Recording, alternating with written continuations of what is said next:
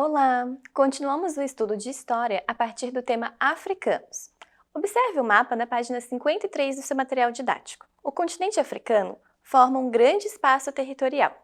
Nele existem diferentes características naturais e culturais. Antes mesmo do século XVI, os africanos já organizavam sua sociedade de diferentes maneiras. Em algumas regiões foram criadas grandes cidades, principalmente em função das atividades comerciais realizadas entre povos locais e povos de outros continentes. Além de produtos e minerais valiosos, nessas rotas comerciais também era realizado o tráfico de pessoas escravizadas. Milhares de indivíduos foram capturados, retirados das suas terras na África e transportados em péssimas condições dentro de navios de carga. Eles eram revendidos em diversos centros comerciais aqui na América.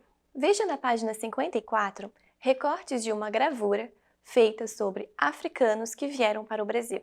A quantidade de pessoas escravizadas foi tão grande que gerou graves consequências para o desenvolvimento populacional do continente africano. Além de perderem sua liberdade, essas pessoas também tiveram as suas identidades alteradas. Isso porque na América elas não eram chamadas pelo seu nome de origem, mas sim fazendo referência ao porto onde embarcaram lá na África. Alguns desses exemplos são Benguela, Cabinda, Mina, Nagô e Congo. Para sobreviver a esse processo tão violento, homens e mulheres buscaram construir laços entre si. Desse modo, apesar do tráfico de escravizados destruir os laços que essas pessoas tinham na África, elas se reinventaram e reconstruíram novas identidades aqui na América. Apesar da triste realidade que trouxe os africanos para a América, os seus saberes, a sua cultura e a sua história ajudaram a construir a história do nosso país. Veja na página 55 do seu material uma foto das estátuas dos orixás do Candomblé feita na Bahia. Leia a legenda e aprenda um pouco mais sobre eles. Agora, na página 56, vamos responder algumas perguntas. Primeira pergunta: é correto afirmar que os africanos trazidos para o Brasil eram todos iguais?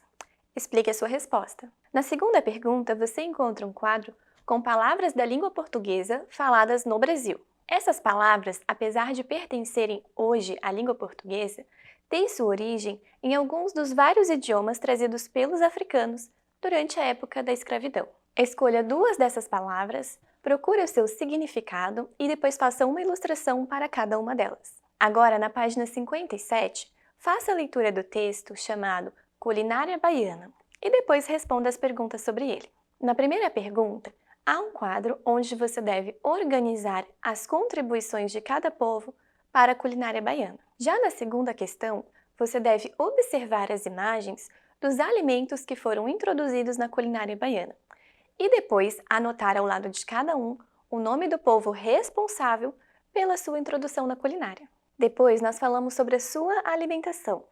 No seu dia a dia, algum dos alimentos citados no texto fazem parte das suas refeições? Quais? Já na página 59, você deve comparar as duas imagens.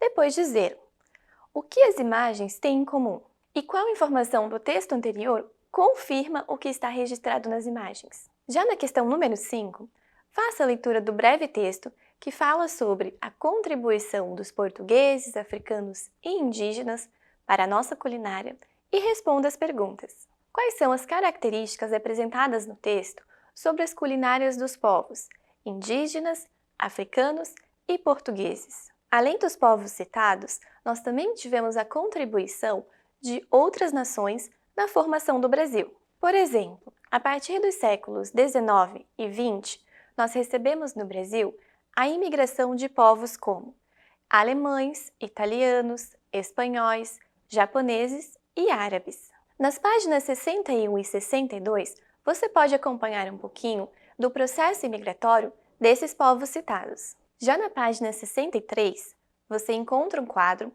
onde irá completar com as informações solicitadas.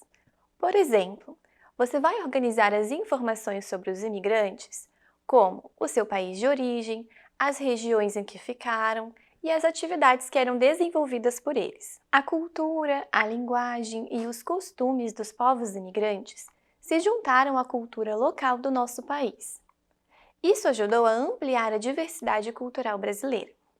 Assim, na página 64, você deve observar com muito cuidado as imagens e depois associar qual povo imigrante trouxe cada cultura para o Brasil.